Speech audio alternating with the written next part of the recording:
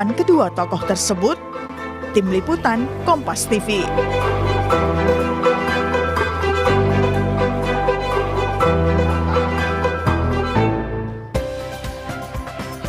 Saudara, tiga tokoh Presiden Prabowo, Presiden kelima Republik Indonesia sekaligus Ketua Umum PDI Perjuangan Megawati Soekarno Putri dan Wakil Presiden Gibran Rakabuming Raka bertemu dalam peringatan Hari Lahir Pancasila. Untuk Prabowo dan Megawati, ini adalah pertemuan kembali setelah sekian lama tidak muncul bersama di depan publik. Lalu apa yang bisa dicermati dari pertemuan ketiga tokoh ini? Kita bahas di pagi hari ini dengan sejumlah narasumber. Sudah bergabung bersama kami melalui sambungan daring. Ada Sekjen Partai Golkar, ada Pak Sarmuji, kemudian sudah hadir ke studio ada Direktur Eksekutif Lingkar Madani, Bung Ray Rangkuti. Selamat pagi, Bung Ray. Ya. Assalamualaikum, Pak Sarmuji, selamat pagi. Waalaikumsalam, Mbak Disti. Bung Ray, selamat pagi. Iya. Oke, kita pagi-pagi hari ini membahas bagaimana pertemuan yang cukup menjadi sorotan di pekan hari ini, begitu ya, Pak Sarmuji. Saya mau ke Pak Sarmuji dulu. Pak Sarmuji, ini kan kita lihat kemarin ada pertemuan, begitu ya, walaupun memang dalam rangka Hari Lahir Pancasila, bukan soal politik begitu, tapi pertemuan yang menampilkan ada Pak Prabowo, Bu Mega, bahkan ada Mas Gibran.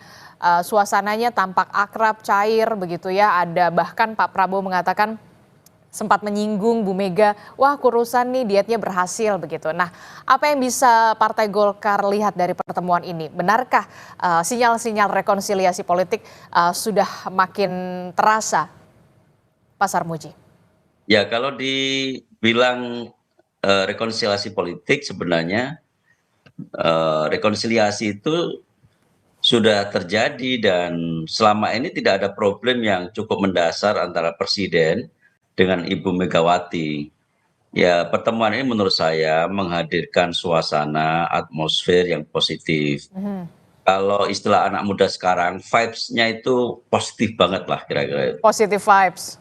Positive vibes. Jadi kalau pertemuan-pertemuan begini bisa dirancang untuk bisa mempertemukan seluruh elit bangsa, tokoh-tokoh yang pernah memimpin Republik ini akan sangat baik.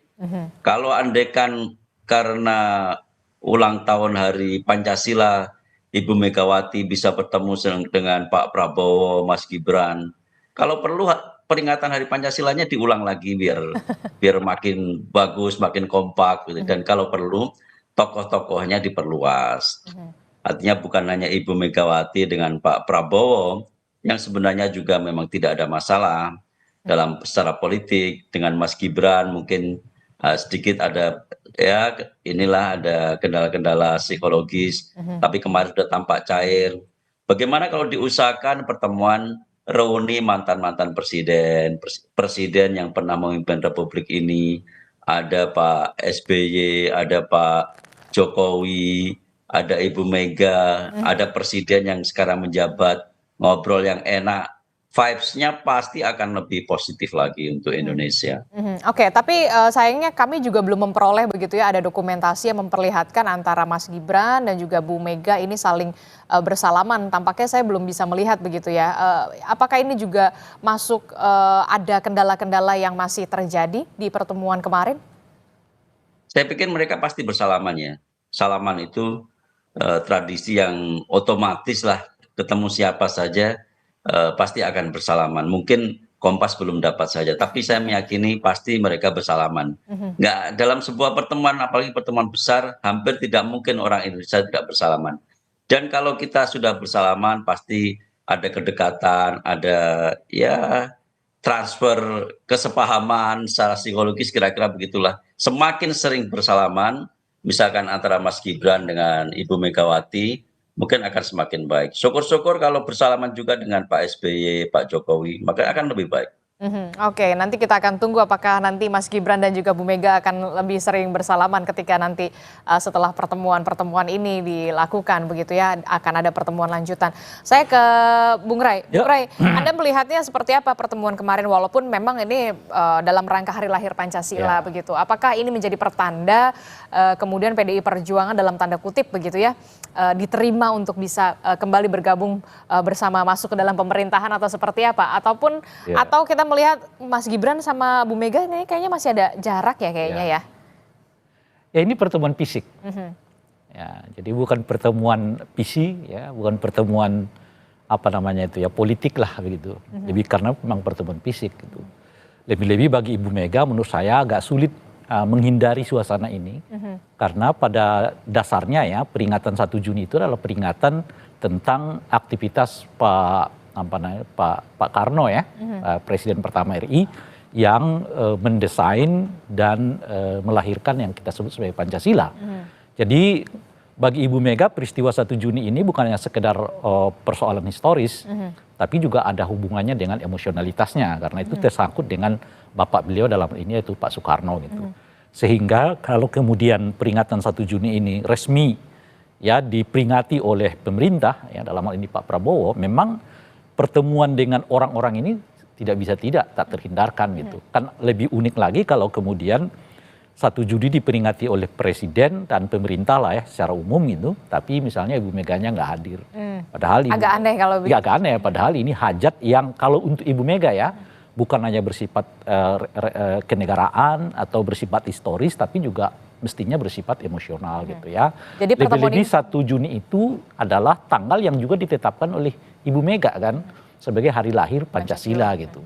Nah oleh karena itulah pertemuan yang kemarin itu menurut saya pertemuan yang tak bisa tidak itu terjadi gitu, dan tapi lebih bersifat fisik ya karena ketemu biasa ya, nggak ada ngobrol-ngobrol seperti yang Anda tanyakan tadi, misalnya apakah ini memberi sinyal bahwa PDI akan masuk ke dalam koalisi misalnya gitu ya, bergabung dengan koalisinya Pak Prabowo atau yang kita kenal dengan Kim Plus sekarang ini gitu.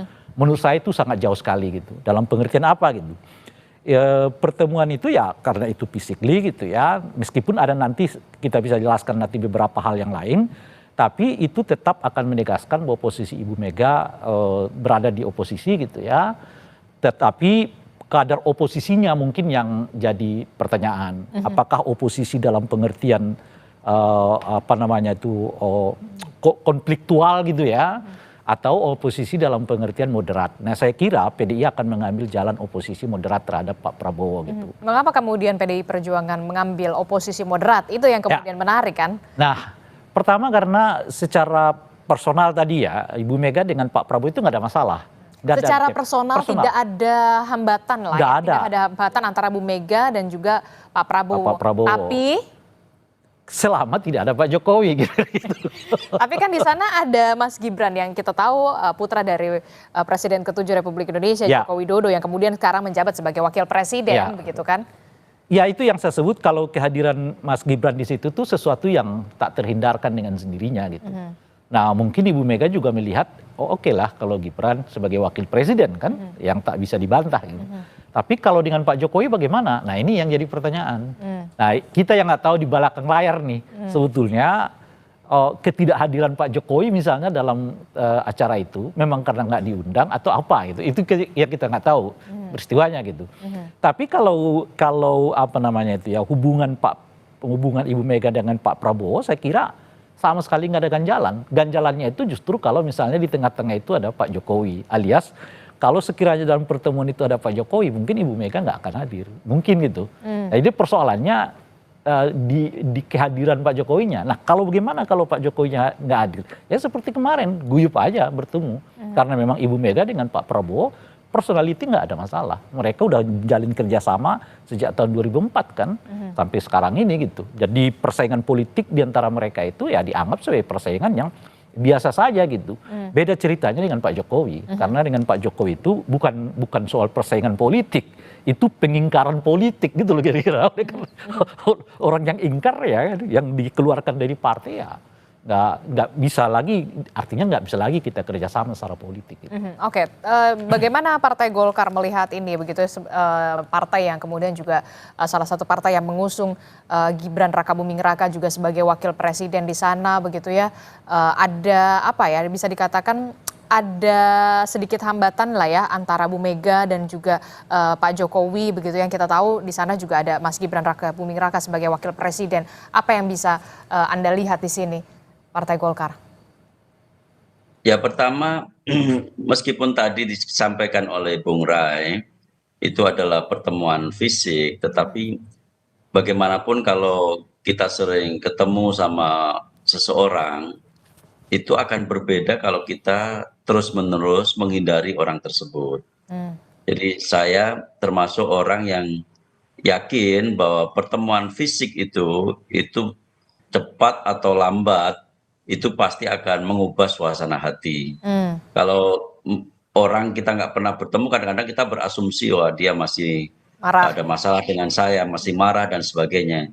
Tetapi begitu bertemu, melihat senyumnya, melihat tatapannya, mungkin sudah berubah. Oh ternyata dia baik juga sama saya. Dan banyak sekali hal-hal seperti itu kita jumpai dalam kehidupan. Dan tidak terkecuali dalam kehidupan politik. Jadi menurut saya kalau perlu disetting supaya Ibu Mega hadir, Pak Jokowi hadir, Pak SBY hadir, kita setting saja. Supaya terjadi paling nggak pertemuan fisik yang kemudian bisa jadi menghadirkan vibes yang lebih positif. Ya paling tidak jangan disetting lah ya, biar alamiah aja begitu ya. Ya, Mas Armuji. apa-apa, ya alamiah boleh, setting boleh. Kan kita namanya mengislahkan orang baik pahalanya. Oke, saya ke, nah itu dia yang kemudian tadi Ini juga. masalah Pak Sarmuji ini, karena melihat pertengkaran politik itu sebagai pertengkaran personal gitu. Lalu hubungannya kemudian dengan silaturahmi lah, apalah kayak gitu loh. Enggak, pertengkaran politik itu penting. Karena dengan cara begitu kita mengerti mana banyak alternatif sebagai pilihan publik gitu loh.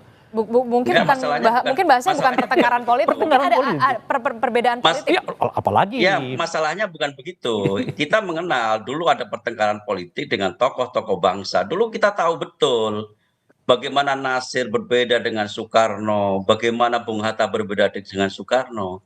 Tetapi persahabatan, pertemuan dengan mereka itu akrab sekali. Ini enggak gitu loh. Ini sangat berbeda. Pertengkaran politik sekarang itu enggak berbeda sekali. Apa sih dengan perbedaannya Pak Sarmuji?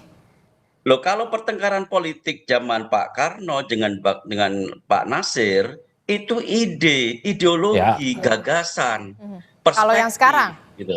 Kalau sekarang kan enggak, Pak. Ini kan sendiri-sendiri gitu loh. Jadi menganggap dia musuh Sendiri-sendirinya saya, maksudnya? macam-macam. Jadi tadi misalkan ada Bang Rey menganggap itu sebagai pengingkaran. Dalam perspektif yang lain enggak.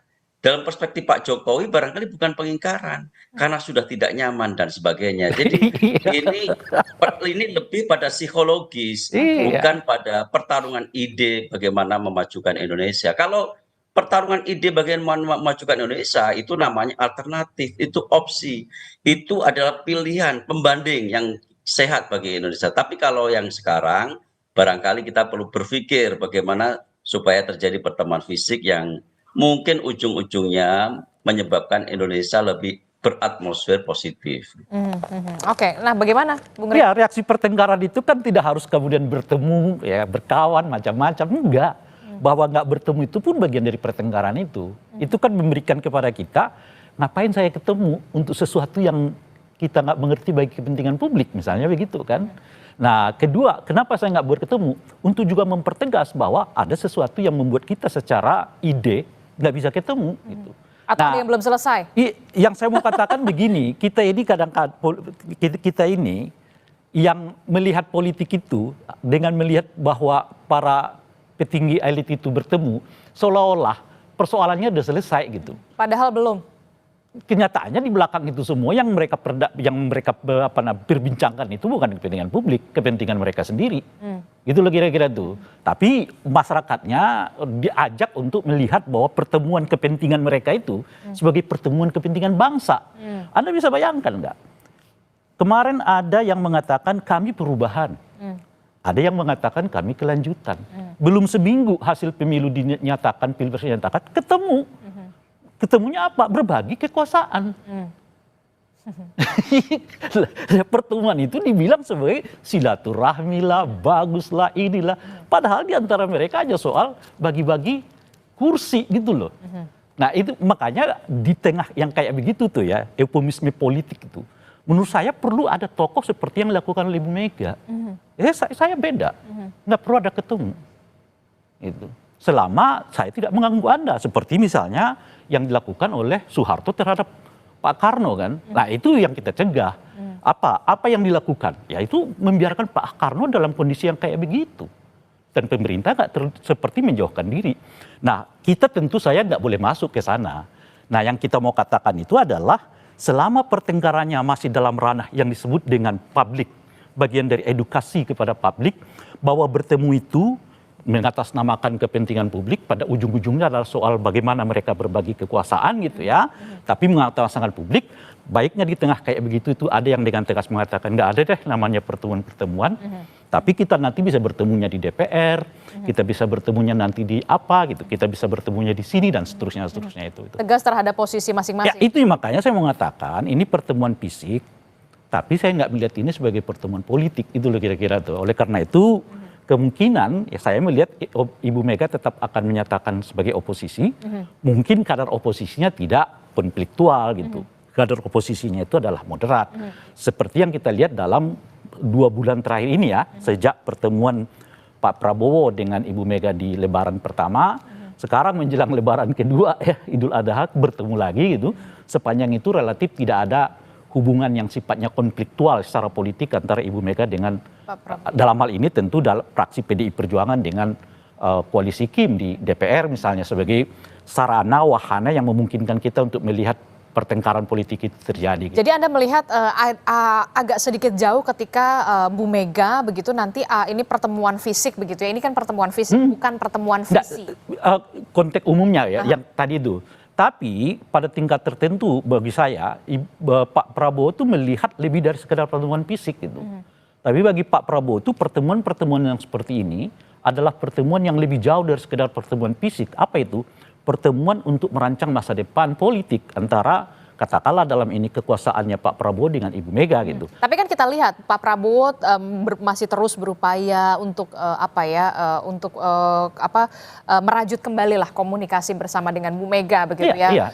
Itu adalah upaya yang patut diapresiasi. Apakah Anda melihat akan ada sedikit melunak atau kemudian agak sedikit ya nggak mungkin lah. Itu yang saya sebutkan sejak pertemuan pertama di Lebaran Idul Fitri, sekarang menjelang Lebaran Idul Adha, relatif tidak ada konfliktual antara PDI dengan Gerindra. Misalnya PDI tidak berdiri paling depan untuk menolak revisi rancangan undang-undang revisi undang-undang TNI misalnya kan, jadi relatif agak mulus tuh undang-undang TNI-nya dan mungkin undang-undang yang lain gitu. Nah, kenapa itu bisa terjadi? Karena itu tadi menurut saya, karena pada tingkat tertentu kunjungan berkali-kali, setidaknya 2 kali dilakukan oleh Pak Prabowo terhadap Ibu Mega itu dalam rancangan politik yang dilakukan oleh Pak Prabowo. Apa yang saya mau katakan adalah Pak Prabowo melihat masa depan politik itu ada bersama dengan Ibu Mega, sementara dalam konteks misalnya loh ya, kalau kita tarik lagi kepada Pak Jokowi nih, loh kok Pak Jokowinya di mana dalam konteks ini? Ya mungkin bagi Pak Prabowo Pak Jokowi itu adalah masa lalu gitu, sehingga intensitas pertemuan dengan Pak Ibu Mega makin meningkat gitu ya. Salah satunya adalah pertemuan yang kemarin itu gitu. Sementara dari Lebaran pertama ke Lebaran kedua, Idul Fitri ke Idul Adha, Pak Prabowo belum pernah ketemu secara fisik loh ya dengan Pak Jokowi sepanjang yang kita tahu.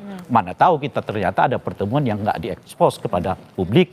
Karena kenapa kita berbicara seperti ini? Karena umumnya setiap pertemuan Pak Prabowo dengan Pak Jokowi itu ada eksposnya secara diam-diam gitu. Nah, tapi sejak Lebaran kemarin sampai ke Lebaran kedua ini hampir tidak kita dengar ada ekspos pertemuan Pak Prabowo dengan Pak Jokowi. Dalam bahasa yang lain, kelihatan atau kemudian ada yang harus dijaga hati yang lain begitu ya? Maksudnya? Ya. Saya justru udah melihatnya begini, bagi Pak Prabowo, ibu depan secara politik masa depannya itu dengan Ibu Mega, kira-kira gitu. Tapi apakah akan bersama atau tidak, itu hal lain. Tapi setidaknya mereka nggak konfliktual gitu ya. Tapi dengan Pak Jokowi adalah masa lalunya gitu.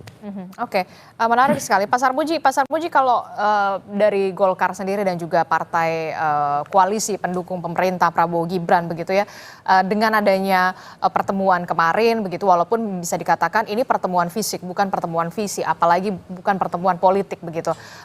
Anda melihat ada sedikit upaya yang dilakukan oleh seorang Prabowo Subianto untuk kemudian mencoba untuk merangkul kembali seorang Bu Megawati Soekarno Putri PDI Perjuangan yang disebutkan oleh Bung Ray ini adalah oposisi moderat begitu. Bagaimana kemudian Kim Plus merespon ini?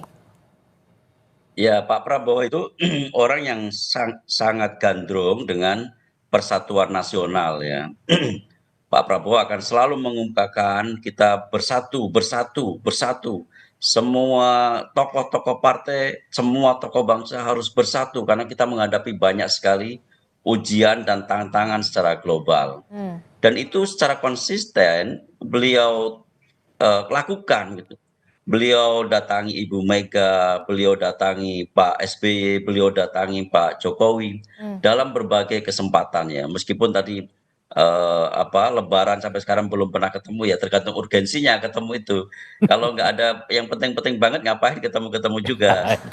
Jadi ngapain nggak perlu juga. Tetapi Persis Pak Sarmuji. Bung Ray juga mengatakan bahwa sikap PDI itu juga dipengaruhi oleh pertemuan-pertemuan dengan Pak Prabowo dan Ibu Mega yang intens.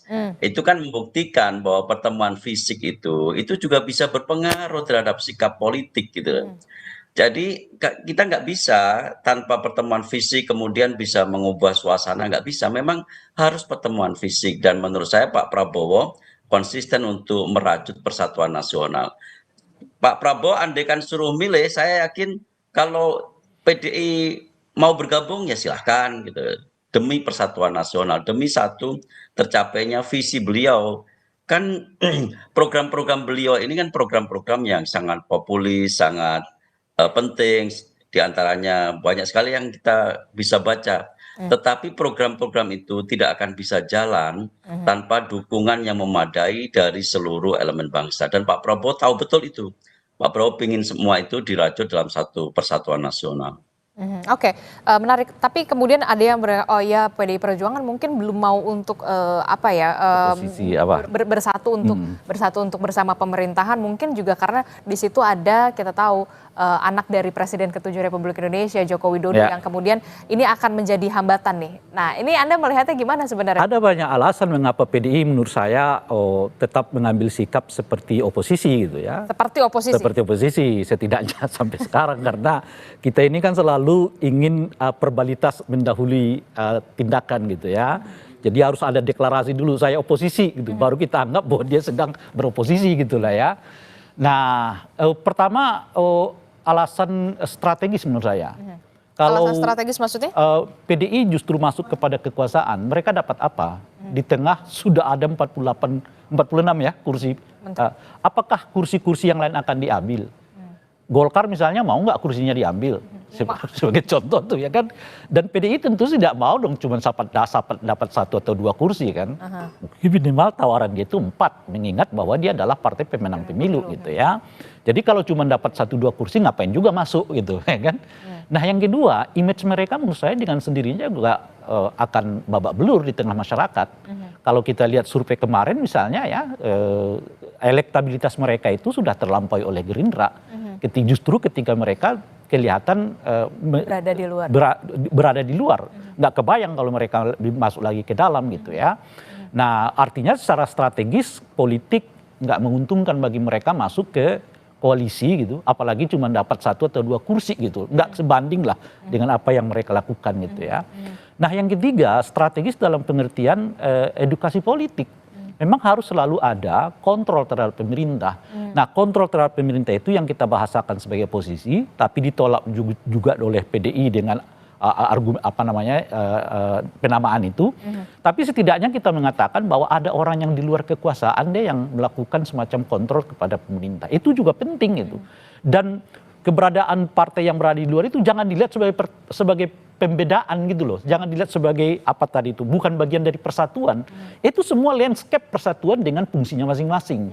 Persatuan yang menjaga keamanan nasional, persatuan yang menjaga pertahanan nasional, persatuan yang menjaga pemerintahan, eksekutorial, persatuan yang menjaga dan mengontrol semua pelaksanaan-pelaksanaan itu bagian dari ranah yang disebut dengan persatuan gitu. Oleh karena itulah kalau misalnya PDI masuk ke sana, PDI itu ya tidak memiliki nilai seperti yang kita pandang selama ini gitu. Nah itu yang ketiga. Nah yang keempat, bagi kepentingan bangsa dengan sendirinya jauh memang lebih baik bagi PDI menurut saya berada di luar di luar soal kepentingan yang saya sebut strategis itu. Kenapa gitu? Karena dengan cara begitu kita tetap melihat sebuah dialog di dalam pengelolaan pemerintah gitu. Nah, seperti misalnya sekarang karena Golkar masuk di dalam kan suara dia ya suara partai aja, suara dia suara koalisi aja. Apa kata koalisi selesai gitu. Nah, siapa yang bisa mendiskusikan apa rencana-rencana koalisi itu? Yang bisa mendiskusikan itu kalau ada yang berada di luar gitu. Jadi alasan idealis dan alasan strategis pun juga politis menurut saya. Ibu Mega atau PDI jauh lebih tepat berada di luar ketimbang masuk ke dalam. Karena kalau mereka masuk ke dalam, mereka menurut saya menjual terlalu murah untuk mendapatkan keuntungan yang terlalu sedikit. Gitu. Apalagi untuk di 2029. Dalam bahasa yang lain, rugilah itu. Nah, itu adalah aspek strategis dan segala macam tadi Anda menyebutkan. Tapi dari aspek psikologis, apakah dengan adanya anak dari presiden, apalagi ditambah itu itu menjadi hambatan? Karena secara tidak langsung ya mereka mengakui pemerintahan Prabowo Gibran. Secara tidak langsung, bahkan bukan secara langsung mereka mengakui pemerintahan itu gitu. Lebih khusus mengakui Gibran sebagai wakil presiden gitu ya. Nah, berdasarkan pertimbangan itu semua lah saya mengatakan pertemuan kemarin itu pertemuan fisik gitu. Tapi saya kira nggak akan mengikat komitmen secara politik. Tapi bagi Pak Prabowo pertemuan itu lebih dari sekedar pertemuan fisik, itu maksud saya. Karena bagi Pak Prabowo itu penting pertemuan-pertemuan itu karena beliau melihat masa depan politik itu bersama dengan Ibu Mega gitu. Sementara dengan Pak Jokowi itu bersama dengan masa lalu. Jadi orang datang ke pertemuan itu dengan targetnya masing-masing gitu loh kira-kira. Kalau kita membacanya dari targetnya Ibu Mega ya ini pertemuan fisik biasa. Kira-kira gitulah ya. Sesuatu yang tak terhindarkan gitu. Tapi bagi Pak Prabowo bisa saja lebih dari sekedar itu gitu. Jadi Anda mau mengatakan pertemuan fisik yang dilakukan kemarin kemudian pada saat Lebaran yang kemarin juga tidak akan banyak mengubah konstelasi politik perpolitikan di secara umum begitu? Enggak. Perubahannya itu datangnya di Pak Prabowo. Pak Prabowo-nya yang mau berubah sebetulnya, itu menurut saya. Tapi kalau untuk konstelasi perpolitikan tidak terlalu? Dengan sendirinya, karena Pak Prabowo mengubah arahnya, ya bisa saja mengubah secara nasional. Karena tonggak kekuasaannya kan ada di Pak Prabowo gitu. Itu yang saya sebut misalnya, kalau Pak Prabowo kemudian beralih ke Ibu Mega, misalnya begitu ya. Lalu siapa yang akan dikecualikan gitu? Siapa yang akan pinggirkan dan sebagainya. Karena selalu akan begitu, sebab ini sudah penuh kan, satu segi gitu. Nah itu dengan sendiri akan terjadi. Nah itu yang sementara saya lihat itu, Pak Prabowo tidak sesering dahulu melibatkan peran serta Pak Jokowi dalam pemerintahannya. Seperti yang kita ketahui sebelum-sebelumnya gitu. Bahkan dalam 1-2 bulan ini belum ada yang kita tahu ya pertemuan secara fisik antara Pak Jokowi dengan Pak Prabowo gitu. Nah, yang ada adalah intensitas pertemuan beliau dengan Ibu Mega. Dari kalau kita lihat dari kacamata Pak Prabowo, tentu perubahan itu dengan sendirinya akan mengubah landscape politik. Tapi dari Ibu Mega, saya di sini aja kok, kira-kira gitu loh. Termasuk juga ada upaya juga, ada tidak sebenarnya yang Anda lihat begitu kayak kemarin acara kenegaraan bilateral, pertemuan bilateral antara Presiden Prancis dan juga Presiden Indonesia kita gitu, Pak Prabowo. Seorang Gibran Rakabuming Raka, wakil presiden tidak terlalu nampak ada di sana begitu mengambil posisi itu apa? Itu adalah bagian dari apa Anda melihat ini? Ya itu yang saya sebut tadi, ada yang harus ditinggalkan Pak Prabowo dan kalau konteks kekuasaannya lingkaran Pak Prabowo terjadi perubahan. Perubahannya apa? Dalam konteks itu yang lagi-lagi kita sebutkan kelihatan Pak Prabowo mulai menjaga jarak dengan keluarga Pak Jokowi gitu. Apakah itu dengan Pak Jokowinya gitu, dengan Gibrannya gitu. Kan saya bahkan di beberapa tempat mengatakan setidaknya ada 3 penanda di mana Pak Prabowo meminimalisasi peran Gibran dalam konteks kenegaraan. Dan sekarang menjadi 4 petanda dengan yang Anda sebutkan itu tadi. Dan itu memang sudah terlihat. Sekarang sedang jalan kan. Sedang jalan tuh bagaimana peran Gibran yang selama ini kelihatan cukup mentereng lah ya, tiba-tiba dipersempit lagi oleh Pak Prabowo gitu. Misalnya contoh yang paling kelihatan itu adalah soal MBG. MBG itu sebelum resmi di launching kan kita lihat peran Gibran cukup sangat masif ya di dalam apa namanya itu pensosialisasian MBG itu. Tapi begitu di launching Pak Prabowo seperti yang pegang kendali. Bahkan kelihatan Gibran lagi nggak kelihatan dalam peran itu gitu ya. Misalnya aglomerasi yang di draft awal, jadi saya bicara draft awal, itu akan diserahkan kepada wakil presiden meskipun diputuskan presiden yang paling menentukan siapa yang akan duduk itu. Tapi kalau kita mengacu ke draft awalnya, sampai sekarang belum ditunjuk tuh wakil presiden sebagai ketua aglomerasi dan sebagainya. Jadi kalau dilihat dari aspek itu, ada penyempitan peran Gibran dalam pemerintahan Pak Prabowo. Saat yang bersamaan intensitas pertemuan Pak Prabowo dengan Pak Jokowi mengecil, dan saat yang bersamaan justru intensitas pertemuan Pak Prabowo dengan Ibu Mega makin sering gitu. Ada pendulum dari kekuasaan Pak Prabowo yang setengah berubah gitu. Tapi jangan tanya Ibu Meganya tetap di sini kira-kira gitu loh ya. Dan itu dengan sendirinya landscape ini akan mengubah juga ya kan peta politik di dalam koalisi Kim gitu menurut saya. Boleh jadi setelah ini akan ada reshuffle, siapa yang akan di-reshuffle kita tidak tahu.